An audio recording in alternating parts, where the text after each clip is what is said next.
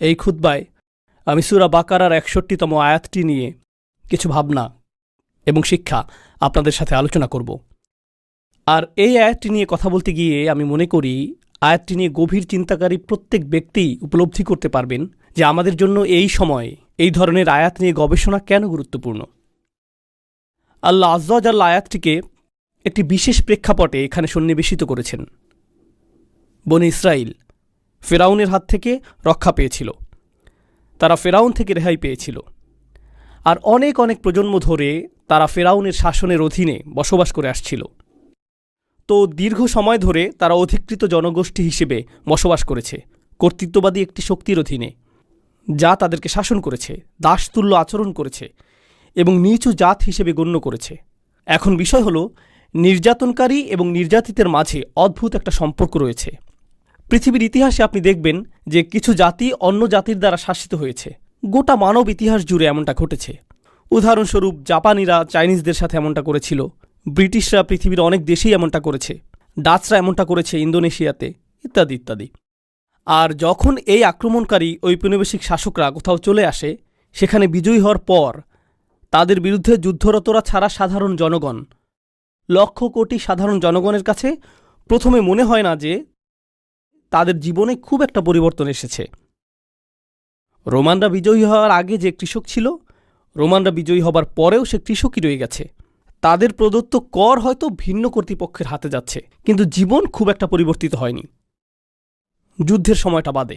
একইভাবে বিশেষত রোমান সাম্রাজ্য, মঙ্গোলীয় সাম্রাজ্য, অন্য যুদ্ধবাজ জাতিগুলো যারা গোটা পৃথিবী জুড়ে তাদের সাম্রাজ্যকে বিস্তৃত করেছে, তাদের এটা করার একটা পন্থা ছিল এই যে তারা বিদ্যমান অবস্থাতে তেমন একটা পরিবর্তন আনত না। তোমরা তোমাদের কার্যপদ্ধতি বজায় রাখো, যেভাবে চাষবাস করছিলে তা চালিয়ে যাও, বাজার যেভাবে চলছিল তা অব্যাহত রাখো, এখন শুধু অর্থ এই দিকে আসতে হবে, এইটুকুই। তো সাধারণ মানুষের কাছে অর্থনৈতিক পর্যায়ে ক্ষমতার এই রদবদলকে খুব বেশি পরিবর্তন বলে মনে হতো না। কিন্তু বিজয়ী শক্তির জন্য এটাও গুরুত্বপূর্ণ ছিল যে মানুষ যাতে জানতে পারে শহরে নতুন এক কর্তা এসেছে। করের অর্থ নীরবে নিভৃতে ভিন্ন গন্তব্যে সঞ্চালিত হবে এটুকুই যথেষ্ট না, বরং কর্তৃত্বের একটা বহিঃপ্রকাশও থাকতে হবে। মানুষের এটা স্বীকার করতে হবে যে একটি শক্তিধর সাম্রাজ্যের শক্তিধর সম্রাটের অধীনে বসবাস করছে তারা।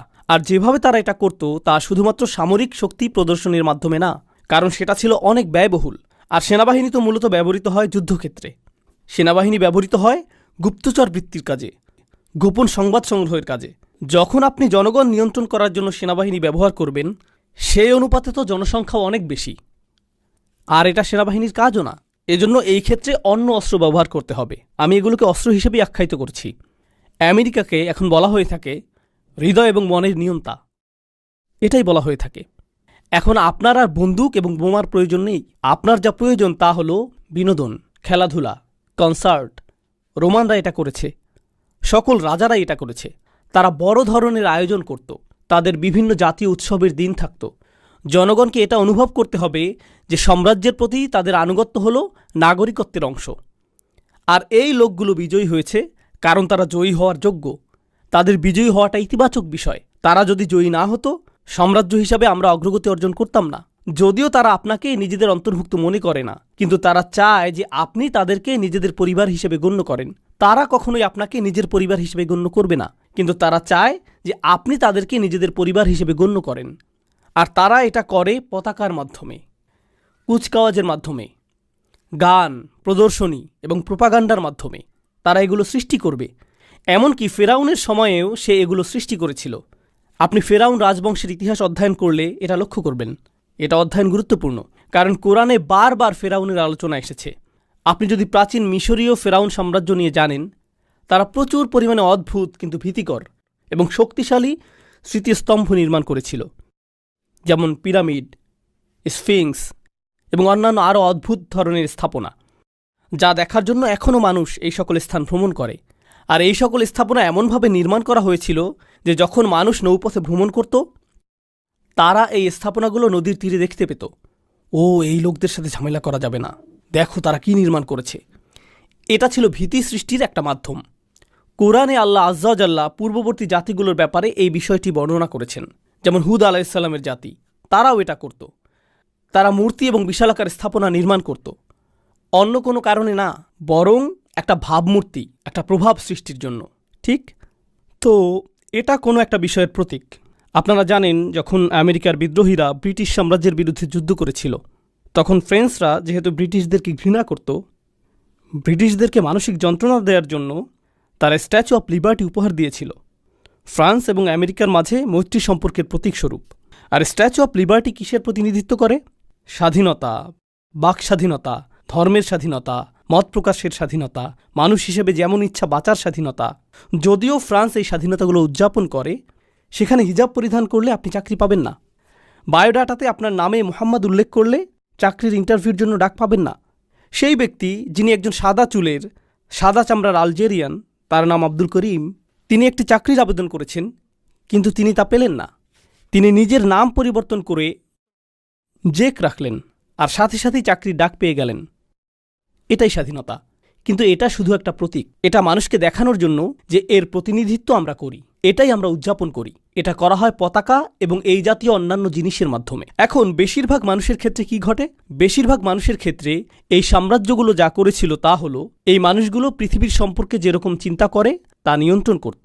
আপনি যদি সেই সময় বসবাস করতেন, তাহলে তারা চাইতো যে তাদের মতো করে জগৎ আপনি চিন্তা করেন। তারা চায় সেভাবে আপনি জগৎকে দেখুন, যেভাবে তারা আপনাকে দেখাতে চায়। আর সেটা ছিল তাদের সবচেয়ে শক্তিশালী অস্ত্রগুলোর একটি। বনি ইসরায়েল ছিল দাসতুল্য। মিশরীয় সমাজে তারা ছিল দাসতুল্য। আর মুসা আলাইহিসসালাম তাদেরকে সেই দাসত্বের শৃঙ্খল থেকে মুক্ত করেছিলেন। এখন তারা মুক্ত। তারা রয়েছে মরুভূমিতে। মিশরীয় সেনাবাহিনী ডুবে গিয়েছে, তারা ধ্বংসপ্রাপ্ত হয়েছে। এখন তারা মুক্ত, কিন্তু আসলে তারা মুক্ত নয়। কারণ প্রকৃত আক্রমণটি সামরিক আক্রমণ ছিল না, প্রকৃত আক্রমণটি ছিল মানসিক আক্রমণ। তারা শারীরিক বিবেচনায় মুক্তি পেয়েছিল বটে, কিন্তু মানসিকভাবে তারা মুক্ত হতে পারেনি। তারা মানসিকভাবে মুক্ত হতে পারেনি। তারা এখন একরকমভাবে মুক্ত। আমি আপনাদেরকে একটা উপমা প্রদান করছি। ধরুন কেউ কারাগারে রয়েছে, মিথ্যা অভিযোগে তাকে কারাগারে বন্দী করা হলো, আর ২০ বছর কারাগারে কাটানোর পর সে মুক্তি পেল। যখন সে মুক্তি পায়, সে আবারও সূর্য দেখতে পায়, সে আবারও স্বাভাবিক খাবার খেতে পায়, সে আবারও বন্ধুত্ব তৈরি করতে পারে। সে কি আর কখনো কারাগারের পোশাক পরিধান করতে চাইবে? আমি সেই পোশাকগুলো মিস করছি। সে কি এটা বলবে? সে কি এটা বলবে যে কারাগারে যে তরল ধরনের খাবার দেওয়া হতো, সেই খাবারটা আমি খুব মিস করছি। আমি মুরগির মাংস খেতে চাই না, আমি গরুর মাংস খেতে চাই না, আমি বারবিকিউ খেতে চাই না, আমি সেই পুরাতন নোংরা পাত্রটি চাই। আর আমি অন্ধকারাচ্ছন্ন স্থানে বসে খাবার খেতে চাই যেখানে ইঁদুর ঘুরে বেড়ায়, কারণ আমি সেগুলো মিস করছি। কেউ সেটা করবে না, কেউই সেটা করবে না। প্রকৃতপক্ষে সে যদি একটা ইঁদুর দেখে, অথবা সে যদি কারাগারের খাবারের পাত্রটির মতো একটা পাত্র দেখতে পায়, তার স্মৃতিতে সেটা ভেসে উঠতে পারে। তার হয়তো পুরনো দিনের কথা মনে পড়ে যেতে পারে। সে হয়তো কান্না শুরু করে দিতে পারে। তার সেটা মনে পড়ে যায় যখন সে কোনো পুলিশ অফিসারকে দেখে। তার হৃদয়ের মধ্যে আতঙ্ক অনুভব করতে পারে, কারণ সে এই অবস্থার মধ্য দিয়ে গিয়েছে।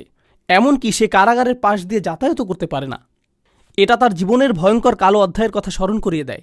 সে ভুলে যেতে চায় এই মানুষটি মুক্তি লাভ করেছে এবং এখন সে মুক্তির স্বাদ উপভোগ করতে চায়। সে স্বাধীনতার স্বাদ উপভোগ করতে চায়। তো মুসা আলাইহিসসালাম তাদেরকে নিয়ে মরুভূমিতে চলে গেলেন। এটা মরুভূমি, কোনো বাগান নয়। এখানে বিচিত্র খাবারের সুব্যবস্থা নেই, এখানে প্রচুর পরিমাণে ছায়া নেই। তো আল্লাহ ছায়ার ব্যবস্থা করলেন। ওয়াযাল্লালনা আলাইহিমুল গমাম, তাই না? ওয়া আনজালনা আলাইকুমুল মান্না ওয়াসসালওয়া। তো আল্লাহ তাদের জন্য মান্না এবং সালওয়া প্রেরণ করলেন। খাবারের ব্যবস্থা হয়ে গেল। টিকে থাকার জন্য প্রয়োজন ছিল পানি, যা এসেছে ১২টি ঝর্ণাধারা থেকে। ফানফাজারাত ইসনাতা আশারাতা আইনা, ১২টি ঝর্ণাধারা দেয়া হয়েছিল। আমিষের ব্যবস্থা করা হয়েছিল, সালোয়ার ব্যবস্থা করা হয়েছিল, এই পাখির ব্যবস্থা করা হয়েছিল। এই পাখি শিকার করে তারা মাংস আহার করতে পারত। আমিষ এবং চর্বির প্রয়োজন পূরণ হলো। মান্না হলো এক ধরনের গম যা তারা উৎপন্ন করত। তো তাদের জন্য শর্করার ব্যবস্থা করা হলো। পানিরও অভাব ছিল না। এটি ছিল পরিপূর্ণ পুষ্টির একটা ব্যবস্থা। তারা সেখানে কোনো সমস্যা ছাড়া টিকে থাকতে পারত পূর্ণ স্বাধীনতা সহকারে। তবে এই মানুষগুলো যারা শারীরিকভাবে মুক্ত হয়েছিল ঠিকই, কিন্তু তখনও মানসিক দাসত্বে আবদ্ধ ছিল। আর ৬১ নম্বর আয়াতে তারা মুসা আলাইহিসসালামের কাছে আসলো। আল্লাহ বলছেন, ওয়া ইয কুলতুম, স্মরণ করো যখন তোমরা মুসাকে বলেছিলে, লান নাসবিরা আলা তাআমিন ওয়াহিদ, আমরা শুধু এক ধরনের খাবার খেতে পারবো না, একই খাবার বারবার খাওয়ার ধৈর্য আমাদের নেই। দুপুরের খাবার কি? মান্না এবং সালোয়া। রাতের খাবার কি? সালোয়া এবং মান্না। একই জিনিস বারবার। আমি আর এটা পারছি না। কাম অন, কিছুটা বৈচিত্র্য নিয়ে আসো। তো তারা মুসা আলাইহিসসালামের কাছে আসলো, আর অভিযোগের এই অংশে তারা বলল, ফাদউ লানা রব্বাক ইখরিজ লানা মিম্মা তুমবিতুল আরদু মিন বাকলিহা ওয়া কিসসাইহা ওয়া ফুমিহা ওয়া আদাসিহা ওয়া বাসলিহা। তারা বলল, কেন তুমি তোমার প্রভুর কাছে দোয়া করছো না? তার উচিত আমাদের জন্য আরও বিচিত্র ধরনের সবজির ব্যবস্থা করা, যেমন ডাল, পেঁয়াজ, কিছুটা তরকারি থাকা তো প্রয়োজন, কিছু মশলা তো থাকা প্রয়োজন। এই জিনিস খেয়ে যেতে পারবো না। আমরা কি আল্লাহর কাছে ভালো খাবারের অর্ডার করতে পারি না? এটাই তারা জিজ্ঞেস করছে। এটা কেন গুরুত্বপূর্ণ? কেন আল্লাহ এই সকল সবজির নাম উল্লেখ করলেন? মজার বিষয় হলো, এইগুলো ছিল মিশরের জনপ্রিয় সবজি, আর তারা তাদের মিশরীয় প্রভুদের সবসময় এই খাবার খেতে দেখেছে। আর তাদের কাছে সেখানে সম্ভবত এটা তো শুধুমাত্র 2টা খাবারের মিশ্রণ, সেই খাবারের কিছুটা অবশিষ্টও ছিল। আমি আপনাদেরকে উপমা দিয়েছি যে তারা কারাগারের খাবার মিস করে, তাই না? এখন তোমরা মুক্ত হয়ে গিয়েছ, কিন্তু তোমাদের মস্তিষ্ক এখনও কারাগারের মধ্যে রয়েছে, আর তোমরা সেই খাবারই চাইছ যা কারাগারে থাকতে উপভোগ করতে। আর তোমাদের নবীকে জিজ্ঞেস করছো, হ্যাঁ স্বাধীনতাটা চমৎকার, কিন্তু আমরা কি জেলখানার খাবারে আবার ফিরে যেতে পারি? মুসা আলাইহিসসালাম উল্লেখযোগ্য একটা জবাব দিয়েছিলেন। এটা শুধু খাবার নিয়ে ছিল না, এটা শুধু খাবার নিয়ে ছিল না। পৃথিবীর সবচেয়ে শক্তিধর সাম্রাজ্যের অধীনে আমরা বসবাস করেছি। পৃথিবীর অন্য সকল জাতি ফেরাউনের ভয়ে ভীত ছিল। আমাদের ফেরাউনি নাগরিকত্ব ছিল। সর্বশ্রেষ্ঠ পরাশক্তি মিশরের পাসপোর্ট ছিল আমাদের। আমাদের গ্রিন কার্ড ছিল। সব কিছু ছিল আমাদের। এই সব কিছু ত্যাগ করে এখন আমরা মরুভূমিতে এসে পড়েছি। এই পাখি আর রুটি খাচ্ছি, এটাই স্বাধীনতা? এখানেই তুমি আমাদের নিয়ে এসেছো। আমরা পৃথিবীর 1 নম্বর জাতি থেকে পালিয়ে এসেছি, আর তুমি এভাবে আমাদের জীবনযাপন করতে বলছো? লক্ষ্য করুন, তারা 1 নম্বর জাতি ছিল না, তারা ছিল 1 নম্বর জাতির দাস। কিন্তু তাদের চিন্তায় আমরাই 1 নম্বর জাতি। কারণ মিশরীয় প্রভুরা তাদের মধ্যে এই ধারণা সৃষ্টি করেছিল যে তারা সেই সাম্রাজ্যের অংশ, যদিও আপনি আসলে একটা পতঙ্গ যা তারা তাদের পায়ের নিচে পিষ্ট করে। আপনি আসলেই পতঙ্গ ছিলেন যা তারা পিষ্ট করে। তারা এমনটাই ছিল। উদাহরণস্বরূপ, আমেরিকার রাজনীতিতে কিছু মানুষ ডোনাল্ড ট্রাম্পের জন্য পাগল ছিল, তার জন্য তারা উন্মত্ত ছিল। অনেক খ্রিস্টানরা জিসাসের চেয়েও ট্রাম্পের প্রতি বেশি আগ্রহী ছিল, আমরা এটা দেখেছি।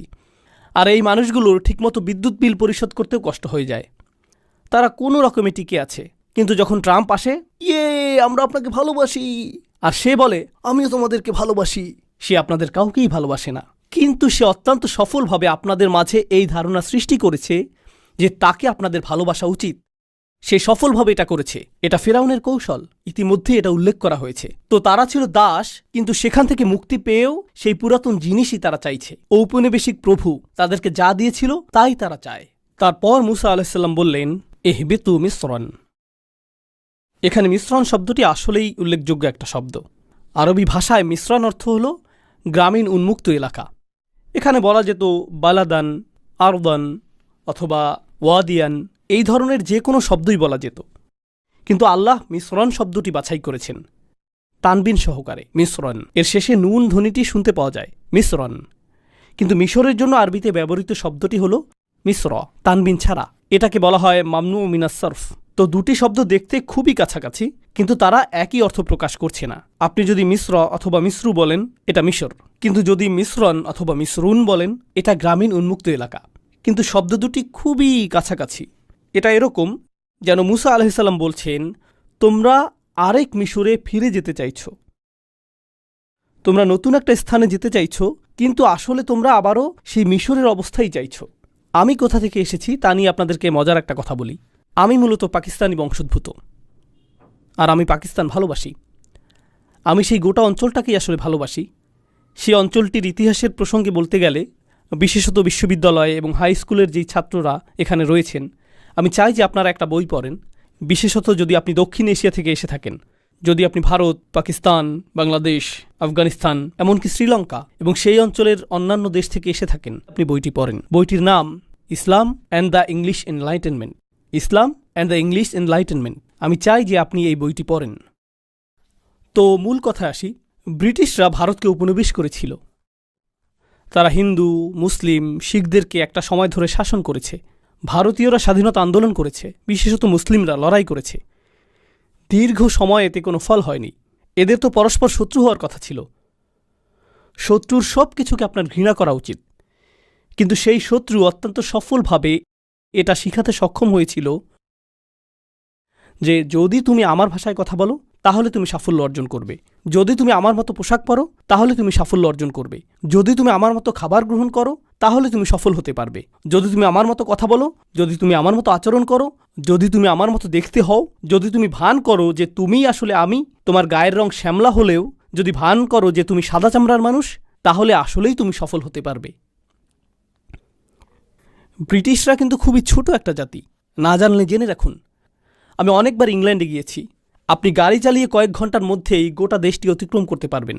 যখনই আমি গাড়ি চালিয়েছি দেখেছি যে এর বেশিরভাগই ফসলের জমি। একটা শহর ফসলের জমি, আরেকটি শহর ফসলের জমি। আমি এটা দেখেছি আর বলেছি, ইয়া আল্লাহ, কোথায় এই লোকগুলো আর কোথায় গোটা পৃথিবী, কিভাবে এটা সম্ভব হয়েছে? আর আপনি যদি ইংল্যান্ডের ইতিহাস পাঠ করেন, তারা একে অপরকে হত্যা করতে উদ্যত হয়েছিল। তাদের রাজারা একে অপরকে হত্যা করতে উদ্যত হয়েছিল। আর তারা সেখান থেকে এমন এক সময় শুরু করে যখন তাদের গোটা সেনাবাহিনী এমনকি ৬০-৭০ হাজারও ছিল না। যদি আপনি বাড়িও ধরতে চান, বড়জোর তাদের সৈন্য ছিল ২ লাখ, আর মুঘল সৈন্য ছিল অনেক বেশি। ২০ থেকে ৭০ লাখের মধ্যে এই সংখ্যা উঠানামা করত। কিভাবে এটা ঘটল? এটা সামরিকভাবে ঘটেনি, ভিন্ন কিছু সেখানে ঘটে যাচ্ছিল। আর আমাদের জানতে হবে যে এই আধিপত্য কিভাবে কাজ করে। হ্যাঁ, সামরিক বিষয়টাও রয়েছে, কিন্তু এখানে অন্য প্রক্রিয়া, অন্য অস্ত্রও ব্যবহৃত হয়েছে। আর সেই অস্ত্রের বিষয়টি হলো, এমনকি যখন মানুষ ব্রিটিশদের কাছ থেকে স্বাধীনতা অর্জন করে, এমনকি যখন মানুষ আলজেরিয়াতে হত্যার শিকার হয়েও ফ্রেঞ্চদেরকে বিতাড়িত করেছে, তারা হয়তো ফ্রেঞ্চদেরকে বিতাড়িত করতে পেরেছিল, কিন্তু একটি ফ্রেঞ্চ ভিতরে রয়ে গিয়েছে।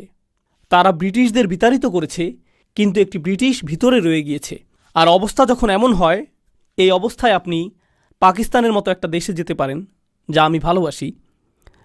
পাকিস্তানের অনেকগুলো ভাষা নিয়ে গড়া চমৎকার ঐতিহ্য রয়েছে। এর মধ্যে অনেক ভাষা মৃতপ্রায়। সেখানে আপনি যদি একটি রেস্টুরেন্টে যান আর উর্দু ভাষায় কথা বলেন, তাহলে ওয়েটার আপনার দিকে বিরক্তি ভরে তাকাতে পারে। কিন্তু আপনি যদি একই কথা ইংরেজিতে বলেন, এর উপরে আপনি যদি আমেরিকান উচ্চারণে এটা বলেন, please sir, this way sir, আপনি পরীক্ষা করে দেখতে পারেন। আপনি স্যুট পরিধান করে সেখানে প্রবেশ করে ইংরেজিতে কথা বলুন, এরপর বেরিয়ে যান, পোশাক পরিবর্তন করে দেশীয় পোশাক পরুন, তারপর আবার প্রবেশ করে উর্দু ভাষা বলুন, সম্পূর্ণ ভিন্ন আচরণ পাবেন। আর এটা আমেরিকাতে ঘটছে না, কানাডাতেও ঘটছে না, ইংল্যান্ডেও ঘটছে না। এটা ঘটছে মুসলিম বিশ্বে। আর শুধুমাত্র পাকিস্তানেই না, এটা ঘটছে ভারতে, বাংলাদেশে, ইন্দোনেশিয়াতে, মালয়েশিয়াতে, এটা ঘটছে উত্তর আফ্রিকায়, সমগ্র মুসলিম বিশ্বে। জানেন মূলত বিষয়টা কি?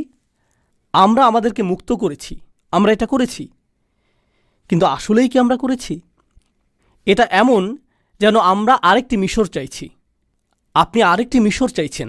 আর যারা এখানে তরুণ প্রজন্মের কাছে মনে হবে, আমি তো কানাডায় জন্ম নিয়েছি, আপনি কিসের কথা বলছেন? এই কথাগুলোর সাথে আমি সম্পর্ক খুঁজে পাচ্ছি না। হ্যাঁ, আপনাকে নিয়ে কিছু কথা বলি। জানেন আপনার ঔপনিবেশিক প্রভুকে? বিভিন্ন ব্র্যান্ডের নাম, নেটফ্লিক্সের প্রতি আপনার আনুগত্য, খেলায় আপনার প্রিয় দলটির প্রতি উপাসনা, এই উপায়ে আপনার নতুন প্রভুরা আপনাকে ব্যস্ত রাখছে। এটা আপনাকে নতুন মডেলের গাড়ি নিয়ে ব্যস্ত রাখছে। মোবাইল যা সম্প্রতি বাজারে এসেছে, যার এমন ক্যামেরা রয়েছে যেটি ঠিক আপনার আগের ফোনের ক্যামেরার মতোই, কিন্তু নতুন ফোনটি ছাড়া আপনার কাছে জীবন অসম্পূর্ণ মনে হয়। আপনাকে এটা পেতেই হবে, আপনাকে এটা দেখাতেই হবে। আপনি এমন গণতন্ত্র নিয়ে গর্বিত, এমন গণতন্ত্রে বসবাস করে গর্বিত, যা অত্যন্ত ব্যস্ত রয়েছে গোটা পৃথিবীর গণতন্ত্র ধ্বংস করার কাজে। কিন্তু আপনি গণতন্ত্র নিয়ে গর্বিত। কমপক্ষে আমাদের তো অধিকার রয়েছে, আমাদের তো গণতন্ত্র রয়েছে। আর অন্য দেশের বিশৃঙ্খলাগুলো আমাদের চোখে ধরা পড়ে। তো এই আয়াতের মাধ্যমে আমি আপনাদের যা বলতে চাচ্ছি তা হল, মুসা আলাইহিস সালাম তাদেরকে একটি সতর্কতা প্রদান করেছিলেন।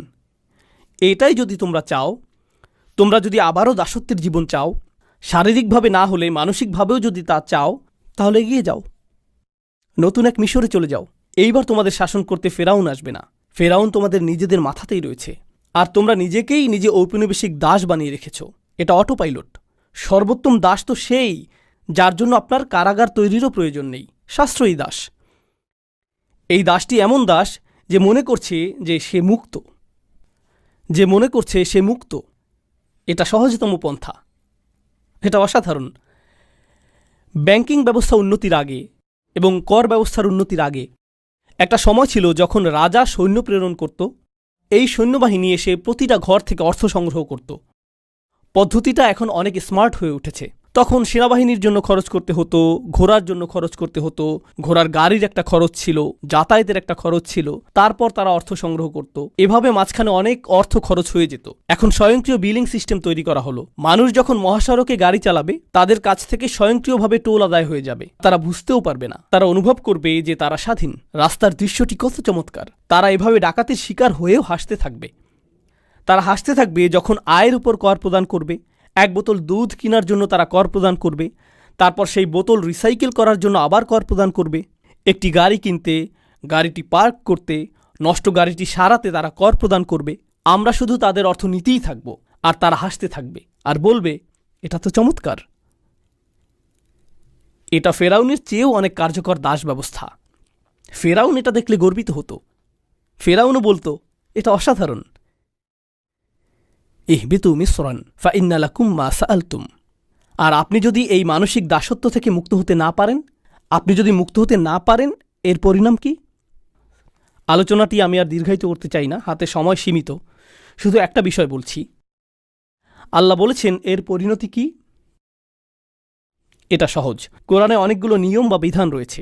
আপনারা মাধ্যাকর্ষণ নিয়ম সম্পর্কে জানেন, আপনারা পদার্থবিজ্ঞানের নিয়ম সম্পর্কে জানেন, আপনারা প্রজ্বলনের নিয়ম সম্পর্কে জানেন, আপনারা রসায়নের নিয়ম সম্পর্কে জানেন, আপনারা শরীরতত্ত্ব সম্পর্কে জানেন। আপনি যদি বিষাক্ত কোনো খাবার গ্রহণ করেন, আপনার শরীর ক্ষতিগ্রস্ত হবে। এমন নিয়ম রয়েছে যা এটা বর্ণনা করে। এমন বিধান কার্যকর রয়েছে। আল্লাহ নির্দিষ্ট বিধান কার্যকর করে রেখেছেন। আপনি নিজের হাতকে আগুনের মধ্যে প্রবেশ করাতে পারবেন না। এখানে প্রজ্বলনের বিধানটি কাজ করবে, তাই না? সব কিছুরই কার্যকারণ থাকবে এবং এর ফলাফলও থাকবে। ঠিক একইভাবে কোরআনে আল্লাহ আমাদেরকে আরেক ধরনের কার্যকারণ এবং ফলাফলের কথা বলেছেন। আল্লাহ যদি এটা শিক্ষা না দিতেন, আমরা কখনোই তা জানতাম না। পদার্থবিজ্ঞান আপনি শিখে নিতে পারেন, প্রজ্বলনের বিধানটি আপনি শিখতে পারেন, শরীরতত্ত্ব আপনি শিখে নিতে পারেন, কিন্তু আরও কিছু বিধান রয়েছে যেগুলোর কার্যকরণ এবং ফলাফল রয়েছে, যা আল্লাহ শিক্ষা না দিলে আপনি কখনোই শিখতে পারবেন না। ওই আল্লিমুকুম মালাম তাকুনু তাআলামুন। তোমাদেরকে তা শিক্ষা দেন যা তোমরা নিজেরা জানতে না। আল্লাহ বলছেন, বুরিবাত আলাইহিম আযিল্লাহ। আযিল্লাহ দিয়ে তাদেরকে চপটাঘাত করা হয়েছিল, আঘাত করা হয়েছিল। তো আমি চাই যে আপনারা জিল্লাহ শব্দটি উপলব্ধি করুন। এছাড়াও আরও বোঝার রয়েছে, কিন্তু যদি জিল্লাহ শব্দটি বুঝতে পারেন, এটা যথেষ্ট, এখনকার জন্য যথেষ্ট। তো আল্লাহ বলছেন, এই লোকগুলো যারা মানসিকভাবে দাসত্ব বরণ করতে চেয়েছিল, তারা জিল্লাহ দ্বারা আঘাতের শিকার হয়েছিল। তো এই শব্দটি দিয়ে আসলে কি বোঝাচ্ছে? এটা এসেছে আরবি শব্দ মুজাল্লাল থেকে, তরিকুন মুজাল্লাল, অর্থাৎ এমন পথ যার উপর মানুষ প্রচুর হাঁটে, যার ফলে এটা মসৃণ হয়ে যায়। যেমন আপনি যদি এমন স্থানে বসবাস করেন যেখানে পায়ে চলার জন্য আলাদা পথ না থাকে, সেটা যদি ঘাস এবং আগাছাপূর্ণ স্থান হয় আর মানুষ হাঁটতেই থাকে, তখন এই আগাছাগুলোর মাঝখানে মসৃণ পথ তৈরি হয়, সেখানে কিছু জন্মায়ও না। এটা হলো তরিকুন মুজাল্লাল, মসৃণ পথ। যেহেতু এর উপর অনেক হাঁটা হয়েছে, ফলে এটা মসৃণ হয়ে গিয়েছে। হা ইতুন জলিল, এটা ব্যবহৃত হয় দেয়ালের ক্ষেত্রে। মানুষ দেয়াল নির্মাণ করে বাইরের মানুষকে দূরে রাখার জন্য, কিন্তু দেয়ালটি যদি 1 হাত পরিমাণ উঁচু হয়, এর ফলে মানুষ সহজেই ঢুকে পড়তে পারে। এটা অকেজো, কারণ এটা অনেক নিচু। এই ধরনের দেয়ালকে বলা হয় হা ইত জলিল, এটা অনেক নিচু। এভাবে বাইতুন জলিল, যখন আপনি বাড়ি কিনেন, আপনি তা কিনতে চান উঁচু জায়গার উপর, কিছুটা উঁচু স্থানে, কারণ যখন বৃষ্টি নামবে পানি গড়িয়ে নেমে যাবে। কিন্তু আপনি যদি নিচু স্থানে বাড়ি কিনেন, অন্য সকল বাড়ির পানি আপনার বাড়িতে চলে আসবে, আপনার বাড়িই বন্যার শিকার হবে। এটাই বাইতুন জলিল। তারা জুলাল আল করম শব্দটি ব্যবহার করে এমন গলার হারের জন্য যাতে সস্তা পুঁতি থাকে, কিন্তু এর মাঝ বরাবর মূল্যবান কয়েকটি পাথর থাকে যা নিচে ঝুলে থাকে। তো দুল্লিয়াত আনাকিদুহ, মূল্যবান যে পাথরগুলো নিচে ঝুলে থাকে সেগুলোকে আসলে বলা হয় জুলাল, যেগুলো নিচে ঝুলে থাকে। মুহাম্মদ হাসান হাসান জাবাল কর্তৃক লিখিত আরবি ভাষার বিখ্যাত অভিধানে তিনি এই ব্যাপারে বলেছেন, নাকসুস ইরতিফা ইশাই, কোনো কিছু উঁচু ছিল কিন্তু এখন তা নিচু হয়ে গেল, এটাই দলিল। কেউ শক্তিশালী ছিল, এরপর সে দুর্বল হয়ে গেল, এটাই দলিল। সামাজিক দৃষ্টিকোণ থেকে কেউ আগে আত্মমর্যাদা সম্পন্ন ছিল, আর এখন মানুষের পায়ের নিচে পিষ্ট হওয়াকে এবং নত হয়ে থাকাকে সে উপভোগ করে, এটাই দলিল। তো মুসলিম সভ্যতার সাথে কি ঘটেছে? আজকের দিনেও এমন স্থান রয়েছে, আমি নিজে এমন স্থানে গিয়েছি, মুসলিম সমাজেই কোনো নারী যদি হিজাব পরিধান করেন, তিনি সেখানে অশিক্ষিত, গেঁয়ো এবং সেকেলে বিবেচিত হন। তারা পশ্চিমাদের থেকেও বেশি পশ্চিমা সাজতে চায়। পশ্চিমারাও এতটা পশ্চিমা সুলভ আচরণ করে না। কেন? কারণ আমরা এটা অনুভব করতে চাই যে আমরা আধুনিক অনুভব করতে চাই। আপনি লক্ষ্য করবেন যে যুদ্ধ বিধ্বস্ত দেশ, যেখানে গোটা দেশটি ধ্বংসপ্রাপ্ত হয়েছে, গণহত্যা চালানো হয়েছে, আর সেই মানুষগুলোই তাদের মূল্যবোধের অনুভূতি হলো এরকম, দেখো আমি কোন ব্র্যান্ডের বেল্ট কিনেছি, দেখো আমার জুতাগুলো, দেখো আমি কোন স্যুটটি কিনেছি, এটাই তার মূল্যবোধের উৎস।